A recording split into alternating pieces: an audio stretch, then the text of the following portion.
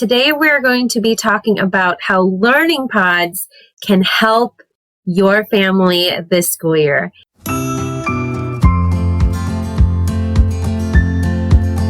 If you're new here, hi, my name is April Carl. I'm a teacher and tutor at Teach Young Minds online tutoring services.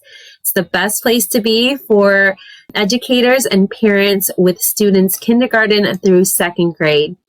So we're living in crazy times right now, unprecedented times, and there are a lot of unknowns to what is going to happen this school year.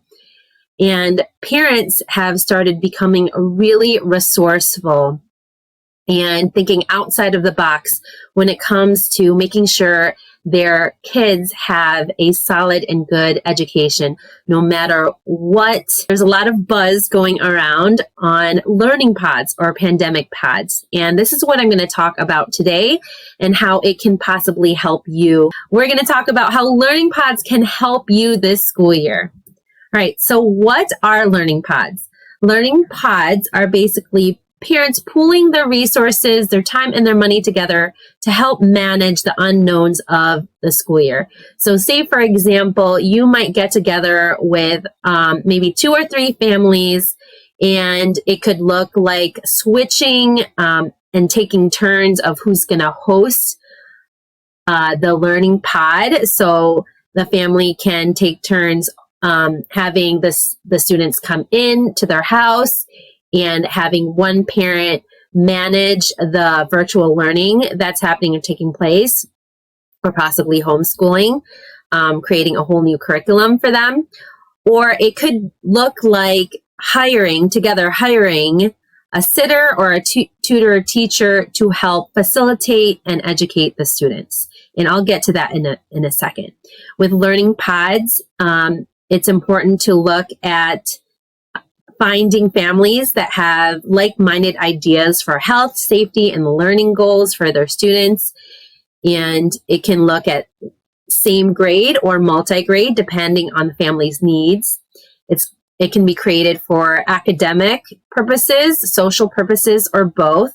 So some families can meet just for academic, learning and supplementing the curriculum, or they can meet for just social purposes, hanging out at parks or, doing different activities together, or it can be both.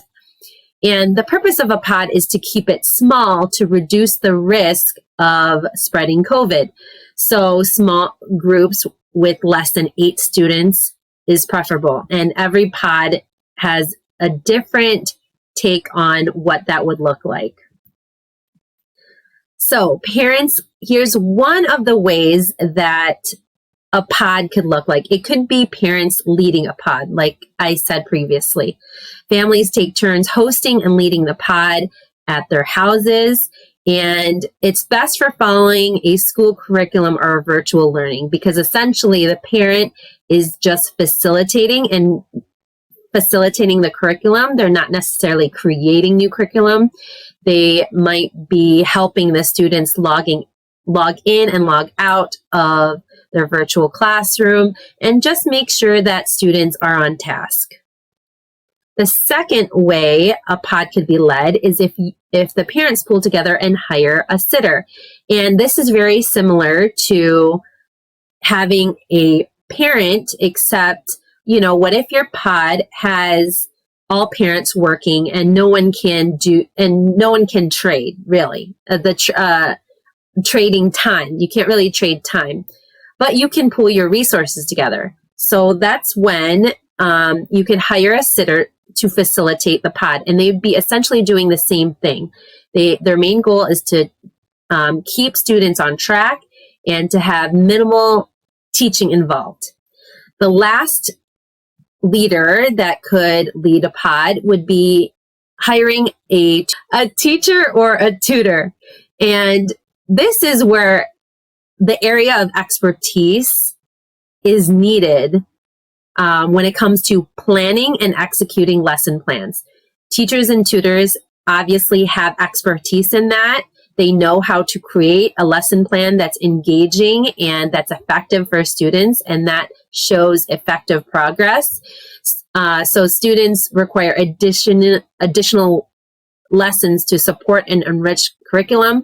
So if a pod, for example, has a group of students that have different needs in their academics, a hired teacher or tutor would be able to adapt lesson plans geared towards their needs. And managing multiple schedules and learning abilities. So for example, if you have a pod that has a number of students from different schools or different grades, teachers are experts in managing time and managing different learning abilities, because that is their whole job in the classroom. They are managing, students that are going ahead of the curriculum, on track, or behind in lessons and need support, or they're juggling, students going in and out of the classroom. So that's where hiring a teacher or a tutor can be really, really beneficial. Just some additional things to consider when looking at a pod.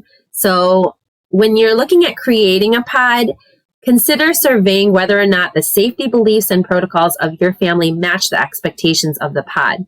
So obviously the reason for a pod is to, one is to create a physical environment for the students, but also to reduce the risk of spreading COVID. It's really important to have a very in-depth discussion on what families believe and what their level of safety is. Because a lot of what the expectations and the safety protocols and procedures are going to be created based off of those beliefs. So the whole pod has to have somewhat a similar expectation.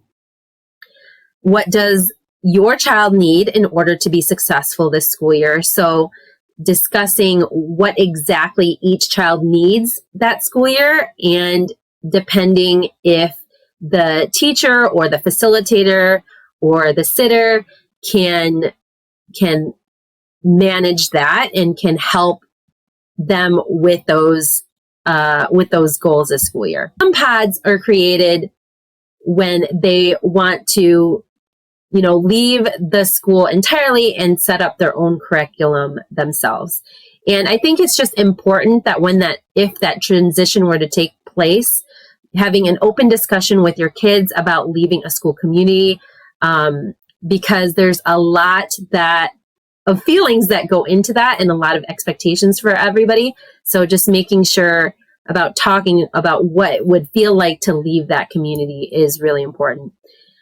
Obviously, contracts and liabilities for hosting the pod, it's important to look that up. And if you've never done homeschooling before, it's very important to look at the laws and regulations of homeschooling. I hope this has been super helpful for you. This is definitely a time where we need to lean on each other. We need to create that tribe, that village that will help us get through these crazy times.